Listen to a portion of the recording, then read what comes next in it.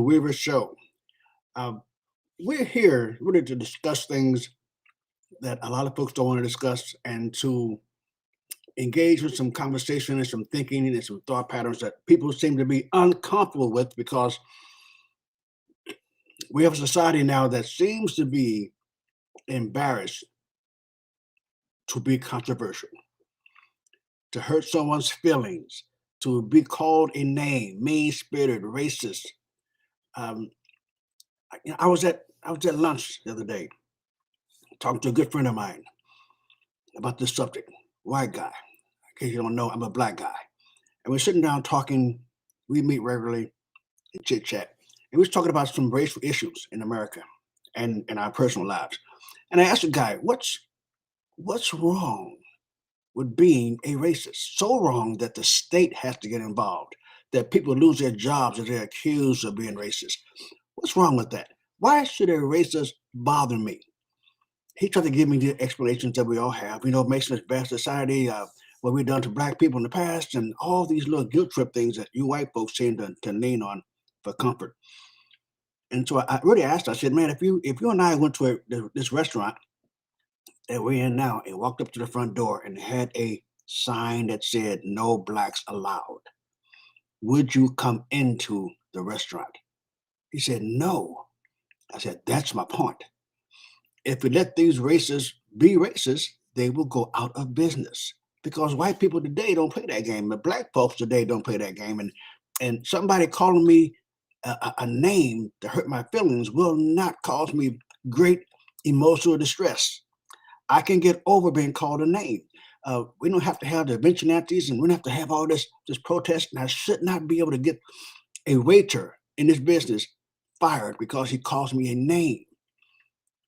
Because that's we got to do that, to allow the nation, the culture, to do that because someone calls someone else a name, then it will also allow them to do that. If I don't believe in transgender, if I don't think the homosexuals should have rights, if I don't believe that we should have little boys in little girls' bathrooms, they still will call you a name. If I go to the school board and don't want critical race theory taught to my children, I am mean and intolerant. See, we can't allow them to do things, even though I would not like to go into a 7-Eleven and be called a name.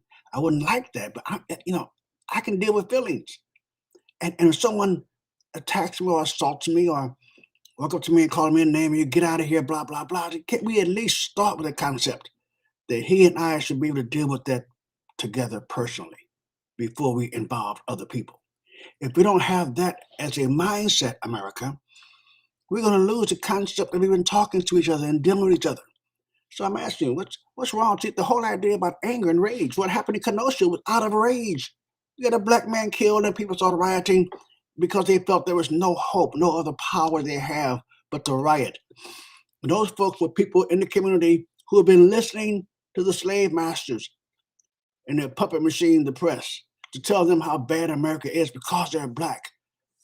Folks, there's no place for black people or white people than America. There is no place that black people or white people are treated as well as in America. You can point out problems in America as you can any country, but folks, there is no place I'd rather be black. In the South, I live in the South. Folks, they're lying to us. That's why my little meme came out a few days ago. If you listen to the press, you will be depressed. So let's talk about this trial. If you want to go through it, we'll go through the trial. On my website, leavetheplantation.org, we have news. We have news articles that you won't hear other places. You won't see other places. I invite you to join us at leavetheplantation.org that are sponsor this program and look at the news. And you will see things you will not see and find. I need your support. So subscribe so we get our news updates, other things. Pause for a coffee break here. Thank you for that commercial break. I love coffee in the morning. On our site today, on leavetheplantation.org, we have an article, and I think it's very interesting. It's by a gentleman, I had hard to pronounce his last name, Jack Dunphy, I believe. I'm sorry, Jack, if that's the wrong pronunciation of your name. It's Dunphyb. That's typical. But he's got an article about the it's a pipeline. I guess it's a normal story. And he says the only thing surprising about Kyle Rittenhouse verdict was how long it took the jury to reach it. And I agree 100%. It was pretty clear, folks. To the press believes that you're going to believe them and not dig past the first paragraph. They believe that we do not read past the first paragraph. I wrote for the paper in San Diego, and they kept telling me that my writing was too advanced. It was too, they didn't want anything written past a sixth grade education. They literally told me that. Simple, easy to get the idea in the first paragraph and the last paragraph, Mason. You don't have to explain anything. They want you to just see the headlines, read the first paragraph, and think that you're an expert on the subject now. So the press didn't tell the people how open and shut this case really, really, really was. Excuse me. I've had arguments and debates with family members on pure lies and disinformation. I'm arguing nonsense before I get to my points. So this reporter, very good article. You ought to get that from our site, leavetheplantation.org. The only thing surprising about the Kyle Rittenhouse verdict was how long it took the jury to reach it. And it should be obvious to anyone who understands the law and had the merest familiarity with the facts of the case. Rittenhouse should have never been charged in the first place. That's his first paragraph. And we go on to talk about this association called the American Bar Association, which I cannot understand. The American Bar Association, folks, is a private club. It is not a government agency. It is not administered by the United States government. It is a private club that you join upon passing their tests and meeting their goals. Graduating law school does not make you a member of the bar. You must then take the bar exam to be admitted to this private club. Now, understand now, the private club license or recognized as attorneys. The private club will give their opinion about the judges being appointed. And if you act up, the private club will disbar you. And because the private club disbars you, you're not able to practice your law that you paid for, your degree that you paid for, the college you went to, the classes you took, and the courses you passed. You would not be able to work as an attorney if this private club does not like something you did. It's not a judiciary issue from the government.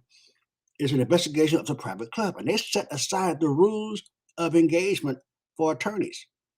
It's really odd. So, I've often thought about the three branches of our government. We don't have any other qualifying private club to anoint our senators or anoint the president or the secretary of state. The Congress will go to the Bar Association for recommendations on appointing judges. So that's who they are. In this particular case, we're not going to talk about them. I want you just to know who they are before we proceed in this article, because the writer says the American Bar Association establishes criminal justice standards for lawyers. They establishes criminal justice. How can a private club establish criminal justice standards for lawyers? But that's a different topic, different program. But think about every time you hear bar, think about private club. They establish criminal justice standards for lawyers, among which are those pertaining to prosecutors. Now I'm continuing to read his article here. Standard 3-4.3a of the prosecution function reads as follows. A prosecutor should seek or file criminal charges only if the prosecutor reasonably believes that the charges are supported by probable cause, that admissible evidence will be sufficient to support conviction beyond a reasonable doubt, and that the decision to charge is in the interest of justice. Close quote. Gee, folks, you think that this whole prosecution was in the interest of justice? continue to quote from this article, which is on our site, leadtheplantation.org. Given the standard and given the evidence they produced at trial, the Rittenhouse prosecutors either ignored the standards or proceeded to trial unfamiliar with the state of their evidence. In other words, they were either corrupt or incompetent, and the case can be made that they were both. Close quote. Now, it's obvious to anyone with a fair mind to look at this to see that they used the press to pull lies to try to tank the jury pool, and then they used their strength and power as a government agency to press charges that were not sustainable. What they were hoping to do was get a jury that was so impressed with the government, because we've been told the government is in charge of everything. The government is fair, that the government would never seek any ill will against someone. So therefore, they assume that jury would sit there and not listen to the evidence, but give the government the benefit of the doubt. It's like going to traffic court, man. You get a ticket, you go to court, and the judge sitting there. This happened once in San Diego. You go to court, and the judge sits there and tells you, the audience, I know you guys here to get out of this ticket you got, but I've been on this bench for a long time. I've heard all the stories, and I've seen these officers work, and these officers are honorable people. So you got to come up with a good story to get out of your ticket. Now, I raised my hand. I got a question. Are you saying, Your Honor, that you've already determined that these officers that you've been doing business with in the past are so honorable that you know that their testimony is fair? You've already determined their testimony is fair, and you have heard us, the citizens, come before you many, many times and have lied so much that you've already predetermined that our testimony is unreliable, and that unless we entertain you with a good story, we don't have a chance of getting our case heard. And of course, the judge got white in the face. He was already white, but he knew what I was heading next. I want this either dismissed or a new trial, a new judge, because you are already showing your bias on this. So my point is, they expected the jury to just obey them. The narrative applies to this Rittenhouse case that he was a white supremacist and a vigilante and no contact, has no connection with Kenosha. None of this is true. And MSNBC and CNN and all the other nutcases in the press continue to spread this rumor around. They did the same thing with Michael Brown in Ferguson, George Floyd in Minnesota, and the shooting of Jacob Blake in Kenosha. The problem is, Michael Brown hit a cop and walked away and turned around and charged the cop. The media, I was living in St. Louis at the time, folks. I was living there at the time. And the media continued to have this hands up, don't shoot, hands up, don't shoot.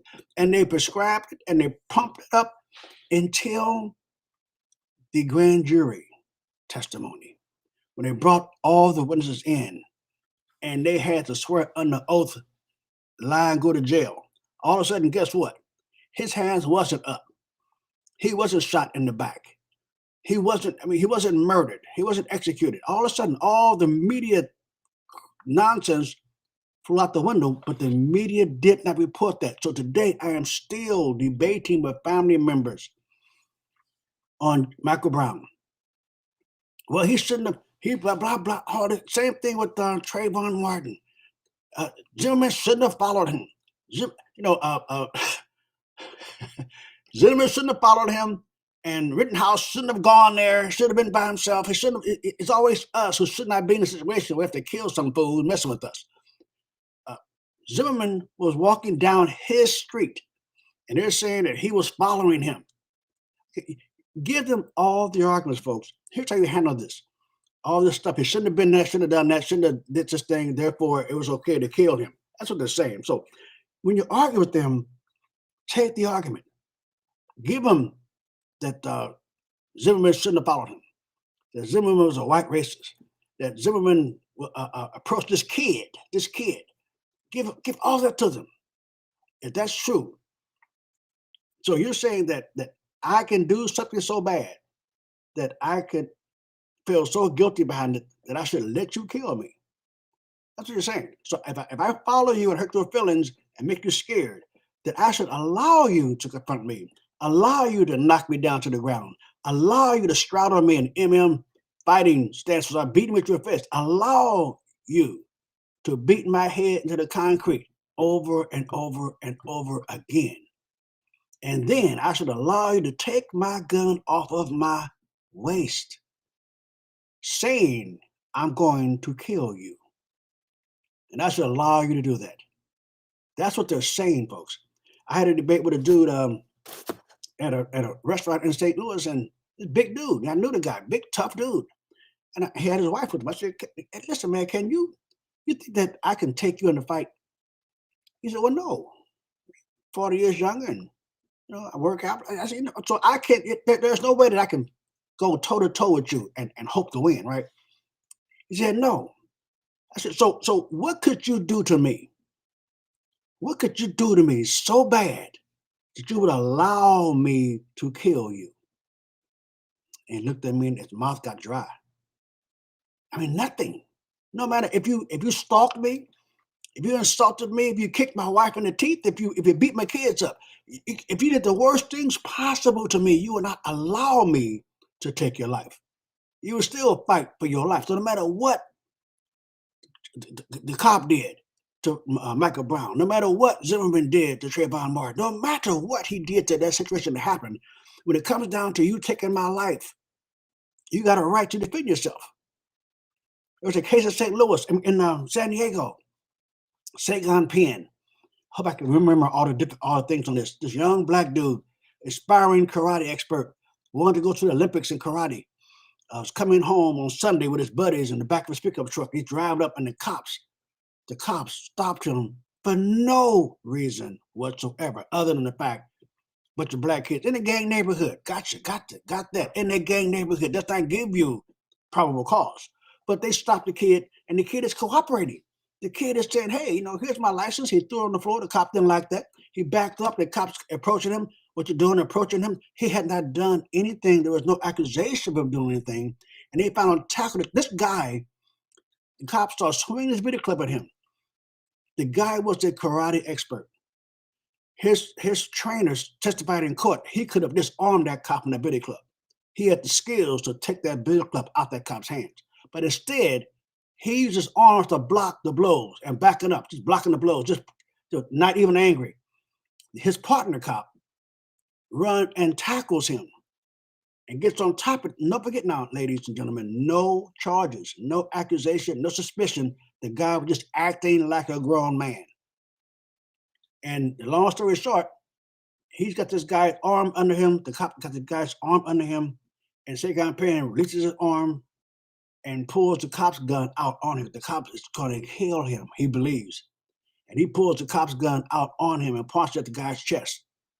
And then his partner runs up and kicks Sagan Penn's arm, and the gun goes off. Now, ladies and gentlemen, think about that for a second. You just shot a cop and his partner standing right there. What is going to happen next? Of course, the cop is going to pull his gun and shoot you.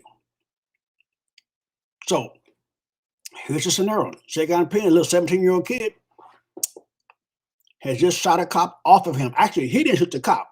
The guy's foot, his partner, shot the cop when he kicked his hand. Okay, but it does not matter.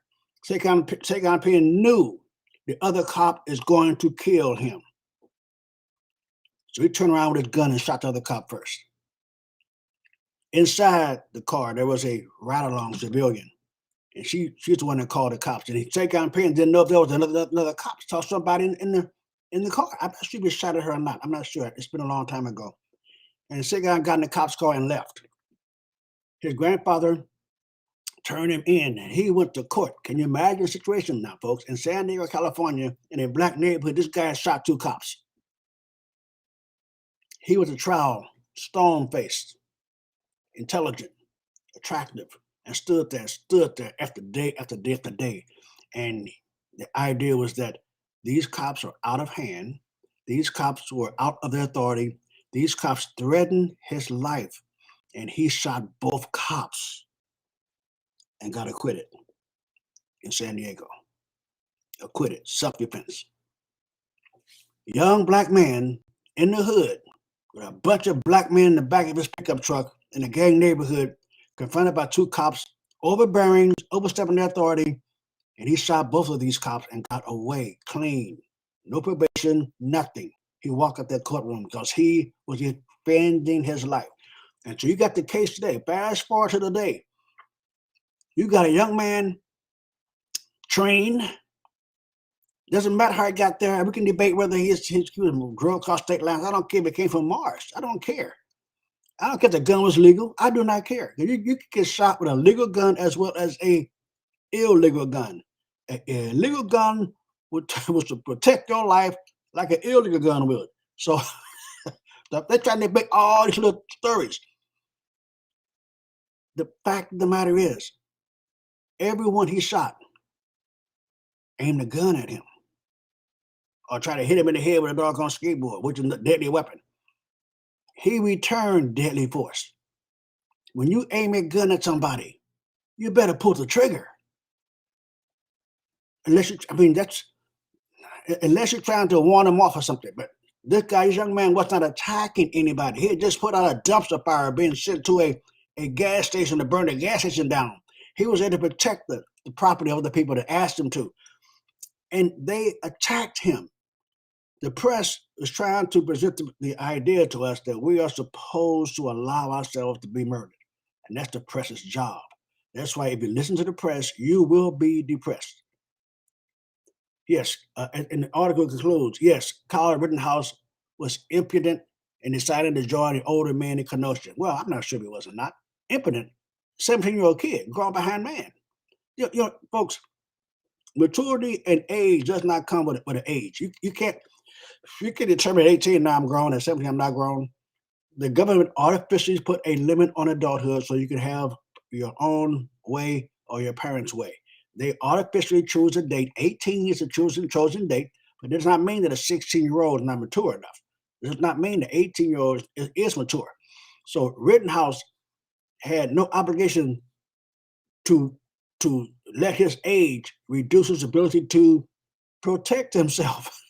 So he had no obligation to meekly submit to a lawless mob, as the article says. Neither he or any American had the duty to be a victim. The jury agreed, and they should have. Now, understand something, folks, that about this case. He joined other people. The absurdity is that the other folks around him was not attacked. This mob only attacked the younger, weaker person. He had other guys with him. He was there to defend homes and businesses that would destroy his own community. And it's really interesting to know that bigger, stronger guys with him was not attacked. They picked what they thought was the weakest person. It wasn't until it was way too late for him to realize he was not weak, he was not scared, and he was prepared. So my rule of thumb is pretty simple. Do not attack or hit a man carrying a gun. Ask Michael Brown, ask Trayvon Martin, and you go through the whole scenario. Just do not hit a man that's carrying a gun. And if you don't know if he's carrying a gun or not, then don't hit the man. Simple as that. These guys were dead. They're dead today because they pointed a gun at a human that had a gun. They did not pull the trigger, and the human with the gun did. If you pull a gun on me, I'm going to try my best to stop that finger from pulling that trigger. And the fastest way to stop the finger from pulling the trigger is to pull mine. That's what happened. Now, I put out on my Facebook page, Clarence A. Mason, this photograph. It's really interesting. It says, amazing how one can fire into a crowd of liberals and instantly hit a pedophile, a woman beater, and a career criminal. That's amazing because you go to a Trump rally and fire into the crowd. It'd be hard to find these folks here, but we're painted as the idiots and the aggressors. We're getting tired of it, and the devil wants us to get tired of it. They want us to fight back. They want a civil war. They are aiming at it. They want us to hate each other. I mean, we are now fighting and arguing and spitting at each other over the same nonsense that they're putting before us, and it's all nonsense. So going back to my story with the guy at lunch the other day, when I asked him, what is it? What why do we have to have a rule against you calling me a name? What is the thing about this name calling that you can't call me the N word? You know, why can't I say queer, homosexual? Why can't I say pervert? Why can't I say what is it? Folks, look at me. I'm 71 years old. Do you think I can probably take care of myself? I mean, gee, I can handle some pressure. I can handle folks not liking me. I can handle people calling me a name. I don't need my state, the government, to come and do this. So if we had taken this shooting and analyzed it properly, we've never had the riots. We've never had the young man have his life disrupted. Um, I have no doubt in my mind that he's going to get paid for this. You know what I mean? Joe Biden insulted him before he became president. By the way, he's not immune because he's president. Um, Biden is not going to, you know, he's not going to jump back and say, "Well, I was president. You can't sue me." He wasn't president when he told these fools that he was that uh, Rittenhouse was a white supremacist. That was done as a candidate, so he may very well get sued. I hope this young man is going to sue all the press, all the media. I'm hoping he's going to make a point of this and become very, very wealthy and set up a foundation to help other people do the same thing. I'm hoping this is not the end of this. But that's the end of my topic on this. I do want to go to another topic. I also want to invite you guys to contact me, Mason Weaver at Mason Weaver, Mason at leavetheplantation.org, Clarence A. Mason at clarencemason.com. If you want to support this program on our website, masonweaver.com or Leave the Plantation, you have ways you can donate to this program. We are listener supported. I don't have any donors. I do have some backers, but not any donors. We're going to expand the program. We may even go into TV. Hint, hint. We may start doing some interviews. I have a lot of people I know, a lot of friends, and I'm gonna see if I can run this ad real quick for you guys because it's important to keep you involved what I'm doing. I'm going to be speaking in Broward County. I'm going to be going down to Broward County to give a speech, and I'm going to also try to do something for Martin Luther King Day. But I want to invite you guys to join us in Broward County. Here's a short advertising about the program and the event and what we're going to be doing. Back in a minute.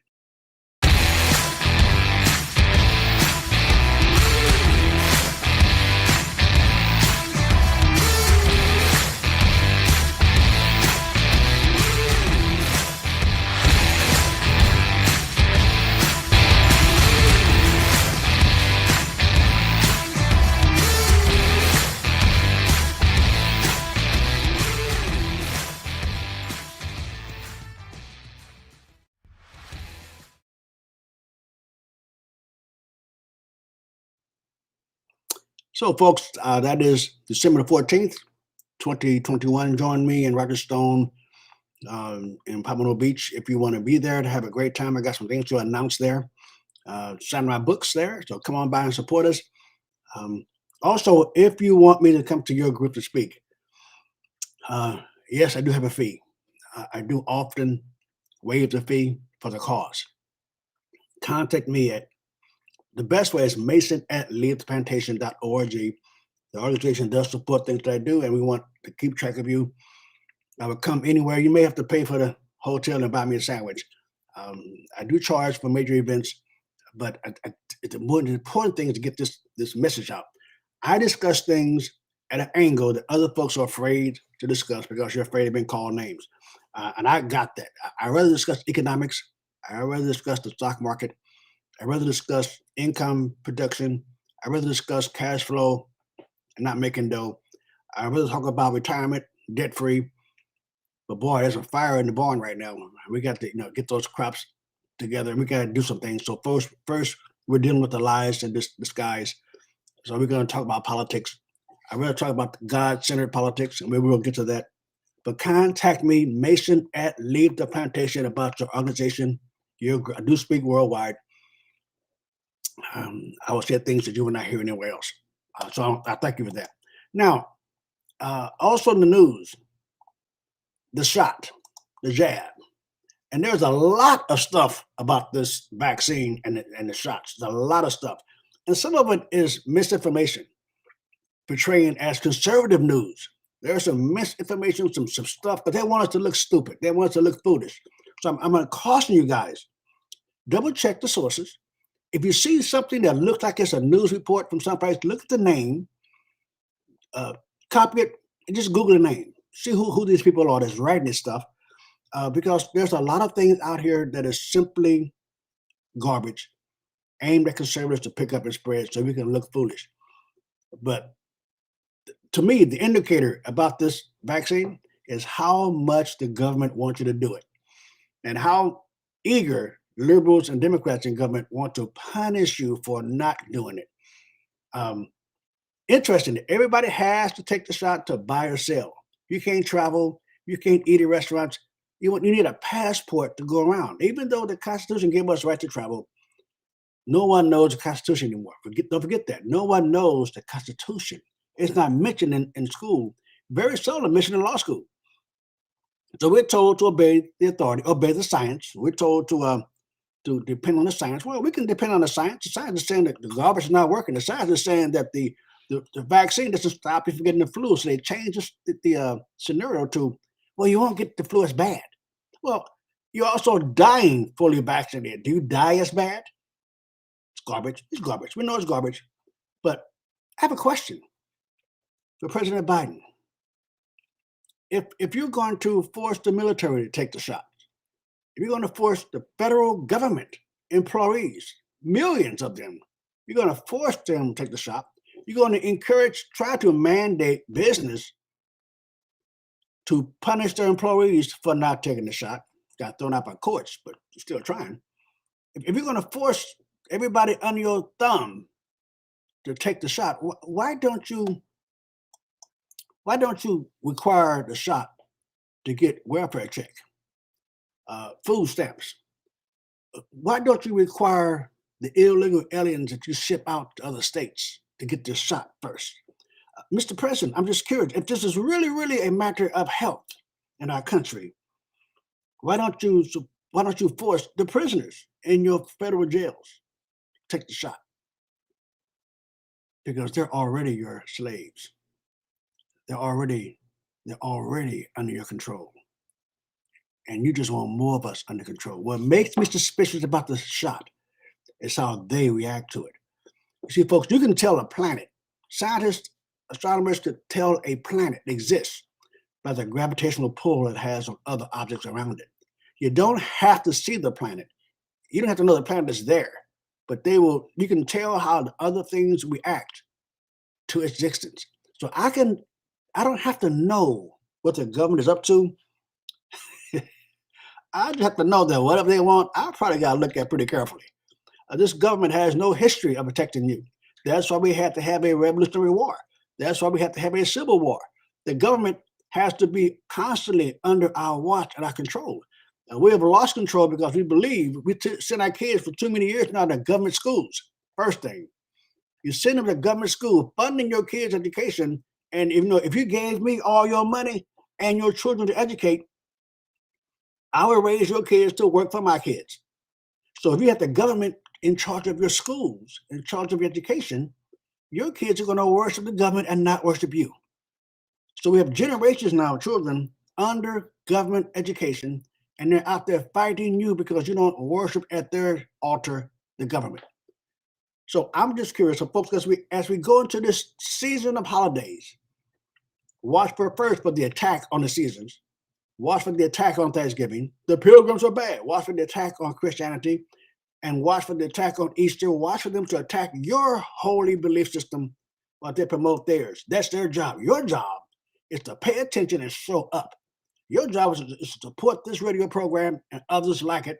Your job is to stand up and be bold in their face. Because I was where was I? Man, it was at a place, a VA hospital, to get my little monthly blood test. And I walk into the place, I got this stupid mask on, And I'm talking to the ladies that's going to give him the shot, and we could not hear each other because the mask that we both had on. And so I kept saying, I don't hear you. So I put my mask down, talk to her, and she pulls her mask down and talk to me. And when it's over, she says, okay, now we got the information now. Put your mask back on again. And I said, you notice it's crazy, right? Well, yeah, but it's our policy and it's the law. So I said, no, no, no, baby girl. No, it's not the law. It's the policy. It's different from the law. And she said, well, if they inspect and they come in and see this, I would get in trouble. I said, that's a lie. You are not, you are the jabber. You're not the administrator. You're not the cop. You're the jabber. You're driving to stick this doggone needle in my arm. They will not fire you because I refuse to put a mask on. You have to call somebody with authority, call the manager, call the VA police. That's what you got to do. So they got you and me actually communicating outside of our purpose. I'm here to get a shot. You're here to take the blood. Not get a shot, but take the blood. But you're scared of your jobs. You're confronting me. If you don't speak up, young lady, I said, if you don't speak up, you know this is nonsense. You know it's garbage. If you don't speak up, you're going to be alone when they come to you. We have these nurses and doctors in these hospitals for over a year and a half now, seeing what's going on with COVID. And they did not say anything to us. They did not warn, they didn't speak up because they're afraid of losing their little job. And now they got us isolated, and now they're forcing them to take the shot or get fired. Now they're protesting. Now they're marching. Now they're suing. Your behind should have been suing last year. You should have been walking out last year in the middle of this crisis you're supposed to have had. Instead, you're now isolated and you're by yourself. We had better start standing up. The VA should stand up because I went to get an x-ray. My goodness, 2 weeks ago, I went to get an x-ray. And before I went to the x-ray, I went to Walmart. Nobody there had on masks. I went for a restaurant for lunch. Nobody had a mask. I went to the country club to walk around. Nobody had a mask. I went to Publix grocery store to shop. No one had a mask. Then I go to the x-ray place to get a shot, and they was required to have a mask on in there. And I guess the plague is in there or something. And I'm asking the folks, why I don't have to have a mask no place else but here? Why not? Well, sir, you got to have a mask and we'll get x-rayed. I said, okay. I'll come back when you guys are not afraid of the flu. I will not be muzzled just to get an x-ray. I walked out. If we don't start doing this, folks, we'll be isolated and by ourselves and stand by ourselves. So this is Mason. I want to invite you back to join us. Sign up on our site, Leave the Plantation. Thanksgiving is coming up. In-laws and outlaws. Yep. Get full, get sleepy, watch a game. I want to know how many of you are going to strain your Thanksgiving by visiting with your liberal family. How many are going to start off your holiday season? The holiday season is Thanksgiving to New Year's. Some of y'all starting Halloween. You demons out there starting Halloween. But are you going to strain your Thanksgiving? It's always going to be tiresome for people to cooking and the traveling and all that's always tiresome already. Are you going to sit around the table with people that you know are liberal and hardcore leftists? I want to know. So email me, mason@leavetheplantation.org, and let me know if you're going to actually spend your time doing that. Same thing with Christmas, holidays, and parties and family reunions. Because what happens when you go around liberals, this is very strange. When you go around liberals, they're very, very quick to tell you what you can and cannot say. Okay, Mason, no politics after they make a political statement. They want you not to respond. No politics. Trump is crazy. No talking to politics, though, Mason. So the liberals are very good at telling you what you cannot say. I can say anything at the table, especially at my table. And I'm not going to withhold my belief system because your behind don't like to hear the truth. So if you're a liberal in my family, if you can come to my home if you really, really, really, really, really, really, really want to, but it's a place of celebration, the place of Thanksgiving, it's a place of reverence. I don't want to code it with people in my home that do not have a clue of my belief systems. We're supposed to go out among them and recruit them and talk to them, whosoever will let them come. But you only come if you have a clear side of thought. I do not hang out with people with the opposite points of view that is unequally yoked and is casting my pearls before swine. That's my opinion. What's yours? Mason@leavetheplantation.org. Thank you again for joining us. I appreciate all you guys are doing for us. I appreciate your love and your attention that you're giving us. We're trying to get these things together. We're trying to analyze what we're going to be doing. We want to bring you a great program. We want to have a program where you could find the truth when you need to. So once again, December 14th, Broward County, and we have a surprise for you there, a surprise announcement. So come on down and join us. This is Mason Weaver at Mason at leadtransportation.com.